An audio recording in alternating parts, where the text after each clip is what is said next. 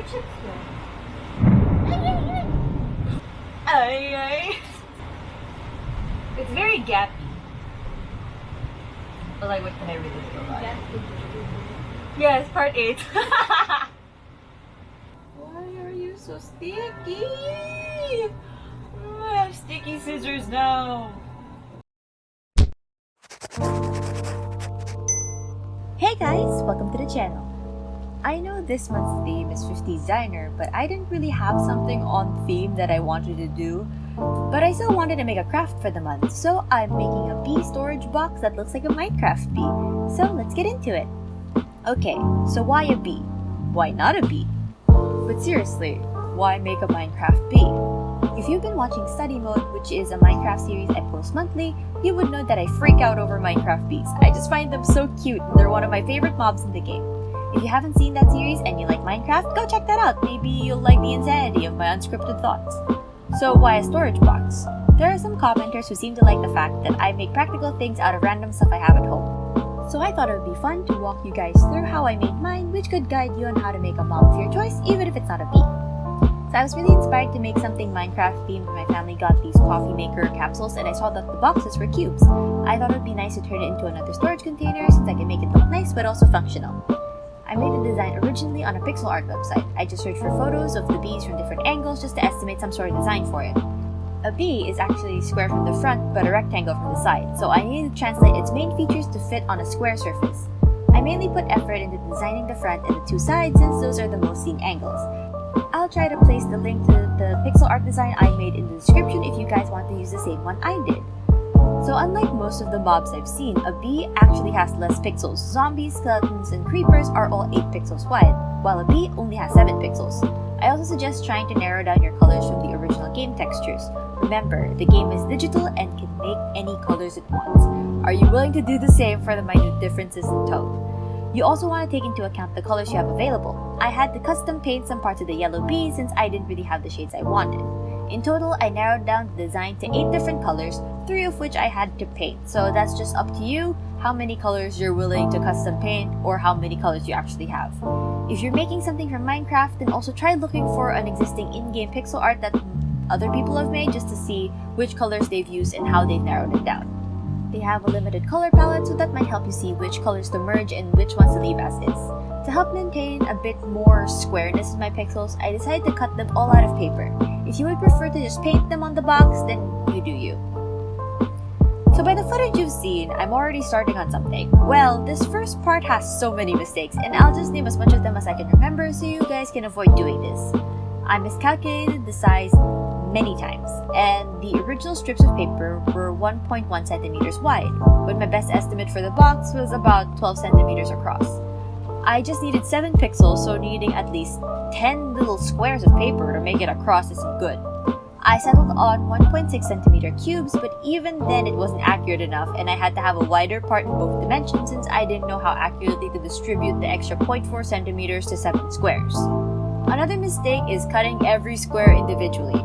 I was going for the diamond painting approach where I was going to have like a giant pile of different color squares and stick them on one by one. That takes way too long. It's a lot easier to just cut each strip to the size that you need it, when you need it, and stick it on as a full unit, line, or shape. Also, don't trace out the lines on your box if you're gonna stick on paper. It doesn't really do much for you. If you're painting the squares on, then go for it because you're really gonna need it. But if you're gonna stick stuff to the box, you're gonna be measuring and drawing lines so much, so just don't do it on the box anymore.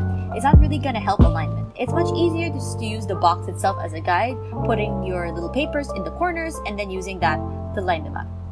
And the last thing, don't put double-sided tape on the box, then stick the paper onto the box. You're gonna have gaps if you're gonna hand cut most of the paper like I'm going to. You don't want to waste the tape. It's better just to stick it on the paper, and also, because for my box, it has a coating on it that makes it more glossy and the tape actually rips off and the coating makes the tape useless. Mistakes are normal when making something, so I wanted to share it with you guys since this isn't supposed to be a foolproof tutorial. I just want to help you get inspiration and talk about my experiences. So it's like you have a crafting buddy more than a teacher. Even if you're not making the exact things I'm making, it might help you with future projects, like how I watch videos about 3D printing and resin for ideas, even if I don't really have experience with either. I've gone through some trial and error, so let's get to the actual making of this thing. I'm gonna start this off by painting my custom colors. So yeah, I did say I narrowed it down to 8 colors in total, but from those 8 colors, I only have the color I want for 5 of them. I used the paper closest to the color that I want, so it wouldn't be that hard to make them opaque. These are actually paperboard, which is thicker than normal construction paper, but I'll just call all of them paper. I start by painting a more lemon yellow on the pastel yellow paper that I have. It's the only yellow paper I have actually. Since the base is already yellow, it shouldn't take much paint to get the tone I need. I mix up a custom orange color to paint on the orange paper. I don't know if you guys can see the difference on camera, but I can assure you that the colors are different. I wanted to tone down the neon orange to a less bright and more yellow version. When those are dry, I start cutting out the shapes for the face. At this point in time, I kind of forgot that some parts had to be wider since I couldn't cut all the pieces evenly, but I assumed it was all even when I was cutting them out. So I start sticking them onto a box that I only realized later on my mistake. So I had to deal with it at the moment by making the right side wider on the first 3 rows. But since it would be weird to have one eye wider than the other, I put the eyes on either side and made the middle part the wider blonde. So it's not really even if you take a closer look at it. I still kept it though since I don't really mind. Through this first part, I still tried to use my paper cutter, but I stopped since it was a lot easier to just cut it out by hand. Throughout the entire process, I would just use up my double-sided tape so much since the coating made it hard to stick the pieces, and since I'd stick them, they would cling to the coating would peel off, leaving the tape with just sticky on one side. When the front was done, as kind of a proof of concept, I work on the sides. I only have 1 sheet of this brown paper, so I have to make sure that I have enough to cover the bee, since I need to make 2 different colors from this 1 sheet of paper. So I pre-cut a lot of the bee stripes so I can make sure that it's covered. There was a lot of cutting since I needed 2 stripes that go all the way around the bee. There's 2 stripes on each side, bringing my total to 8. I was thinking of painting the paper a light brown to make the contrast, but then it ended up so dull, so I just decided to make the normal paper color the lighter color and just darken the brown paper instead. I still used a lighter brown than the color from the tube since it would already make the brown paper too dark. I also color some scraps of paper just in case I might need more of that light brown, dark brown color. Then I start painting the back of the box with the leftover paint. The next day, I just keep painting the back. I originally had a plan to make the shading on the back, but then I decided against it since I didn't have enough of the right paper to cover it, so I just settled with painting it plain brown. It shouldn't be that hard since the color is straight from the tube, which in hindsight looks actually pretty close to the color I painted the stripes. The box coating was causing some problems again when it started peeling off because of the water from the paint leaving an area white again. So I did my best to remedy that with a thicker layer of paint. Then I mixed glue with the paint so it would cling better to the surface. Since the glue makes the color a little bit more matte, I paint the entire thing with that mix just to keep it a solid color. More problems with the box coating since it would kinda peel, but since it's stuck down with glue, it would create these weird wrinkles and cracks. I didn't mind since it was the back, but if you're painting yours, make sure it doesn't do this. I also used my tiny fan to help the paint dry faster since I was trying to finish this as quickly as possible. Now commence the paper sticking. Since the stripes were already vertical, I started filling in the sides vertically too, and adding the side with the eye and the bottom as the white area. I already pre-drew grids on the backs of the paper, so all I had to do for the regular size pieces were cut them out. But then it would take a little bit of adjusting, trimming, and rotating to see which is the best way to connect the pieces for minimal gaps. I didn't care too much about making the fit perfect, but I wanted to get the best fit that I could. I would always keep some spares on hand just in case I needed the extra long pieces. Since the bottom parts didn't need to be wider, just longer, I just cut 1 extra square from the paper and just trimmed it to fit. Bigger pieces would get cut as a whole shape, so it would save some time. But I always saved the wider parts to be stuck on separately so it wouldn't mess up the current grids. The entire thing was just manual pixel art. It was a pretty repetitive movement of picking a pixel, cutting it from the paper, measuring it against a current design, trimming it, and sticking it on. Then I started on the other side. It's the same thing but mirrored. The last time the wide side was on the right, now it's on the left, but it's still the same side as the eye. This should go a lot faster since I already knew what to do. There were less mistakes like how wide the large pastel yellow piece should be, how long to make the dark yellow strip that reach all the way to the bottom. There were certain parts where it was easier just to get all that I can get down with the pre-measured pieces before moving on to the wider parts. It would help me estimate how big to make them so that they would fit better. This approach worked better than just going at it per row since it would be a bit off sometimes. I still do the same things I did on the other side. I finish it off with an eye since it's the darkest color and it can cover over whatever it needs to.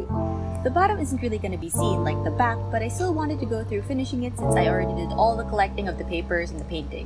This is a lot easier than the sides since a majority of it is just full line, so I wouldn't need to do much. I did have to splice together different pieces and offcuts to fill it up, but it's the bottom anyway. I take a sandy brown color, which is the only light brown I could find, and do the same measurements as I did for the other parts. I prepped at least 2 rows since I would need a piece long enough and I didn't want to run out. Making the corner front pieces, I also forgot that those were the parts that were going to be the wider blocks, so I had to cut out the top portion since it would be too small for the shape I already made. I finished the middle block first for this one since I wanted it to line up with the big middle block of the face portion, and so it would be easier to center the 2 lines of orange on either side. Finishing the top is probably the hardest part of the entire project. It isn't really that complicated to make the full thing, it's just pretty tedious with all the small parts in the measuring. The important part is keeping the closing mechanism of the box free while also giving it a design. So I put the tape only on the parts that need to be stuck on and trim the paper to the end of the flap. Then I put the other part on the other side. Same placements as usual. The middle part would always be longer.